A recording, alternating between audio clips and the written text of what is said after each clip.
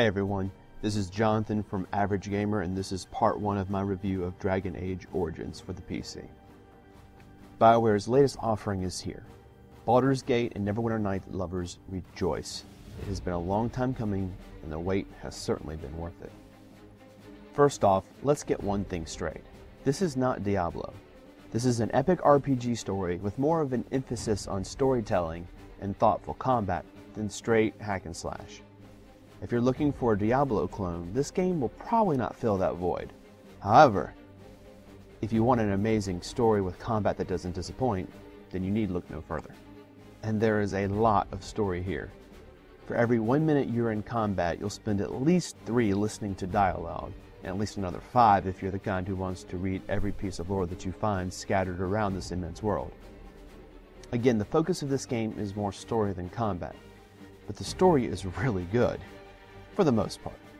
I've only played one Origin so far, The Human Noble, and while the story was far from original, it was still told in a way that made it at least interesting enough to keep my eyes from rolling out of my head. The writing is solid, with some genuinely funny dialogue between the different characters that has had me laughing out loud on more than one occasion. The visuals in this game are also very impressive. Even though I'm running it on a medium machine, the graphics are still very, very nice. And those of you who have sunk a ton of money into your machine will be justly rewarded by this game. The music likewise is absolutely amazing, and I would love to have the audio track for my car.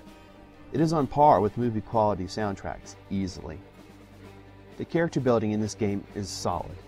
It certainly feels like they've taken a few notes from some of the more popular MMO RPGs around in terms of skill trees and abilities. This isn't a bad thing. It makes building up your character fun, but a little confusing. Their system, while borrowing from a few others, is uniquely its own. And of course, what good is building up a character without using it to kill things? The combat, like the character building, feels very, very, very familiar to those already established in recent online RPGs. With action skills that need to be used during battle and health potions to keep you alive, you're certainly working during every fight. But sometimes, this isn't enough. There is one thing that's really put a hamper on my overall enjoyment of the game. The odd difficulty spikes.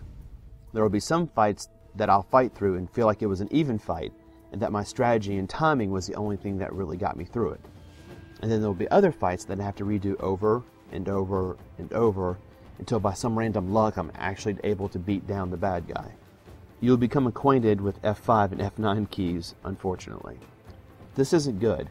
Combat should be fun and challenging, but not something you have to repeat over and over and over until you hit the magic sequence to kill the enemy.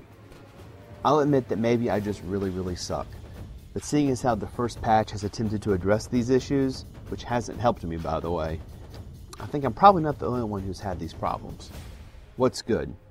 The story. It's long, it's detailed, and it's well written. The visuals and music.